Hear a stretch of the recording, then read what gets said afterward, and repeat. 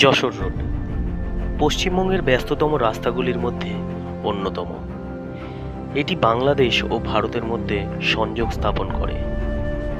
এই রাস্তার একটি অন্যতম বিশেষত্ব হল কাঠফাটা গরমে অন্যান্য রাস্তার পথ চলতি মানুষ যখন নাজেহাল, এই রাস্তা তখন ঠিক যেন স্বর্গোদ্যান। যার কারণ রাস্তার দুপাশে শতাব্দী প্রাচীন 4000-এরও বেশি গাছ, যা রক্ষা করে চলেছে প্রকৃতিকে। এই গাছগুলোকে বলা হয় রেইনি ট্রি। এই গাছগুলো লাগানো হয়েছিল যশোর রোড তৈরির সময়। গাছের অবদান সে তো বলে শেষ করা যাবে।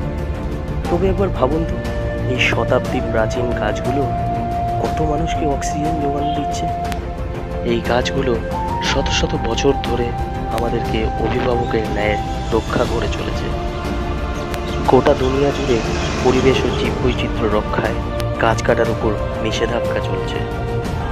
বলা হচ্ছে একটি গাছ একটি প্রাণ, কিন্তু বর্তমানে নির্বিচারে বৃক্ষছেদন নামিয়ে আনছে অনাবৃষ্টি, বাড়ছে উষ্ণায়ন, খরা, বাড়ছে বায়ু দূষণ, ঘনীভূত হচ্ছে কালো দূষণের মেঘ।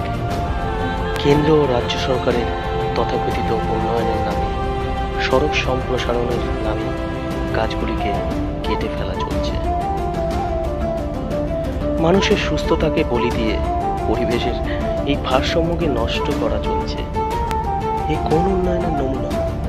এই গাছগুলো কাটা মানেই আরো বিপন্নতা, আরো দূষণ, আরো প্রাকৃতিক ভারসাম্য বিনষ্ট। আমরা কখনোই উন্নয়নের বিপক্ষে নই, শুধু চাই বিকল্প রাস্তা, যা আমাদের এবং সরকারের উভয়েরই জানা। হ্যাঁ, পেট্রাপোল বর্ডারের কাছে যশোর রোডের এই রাস্তাটি আমাদের মডেল। এই ভিডিওটি লাইক আর শেয়ার করে মানুষের কাছে পৌঁছে দিয়ে থামলেই চলবে না।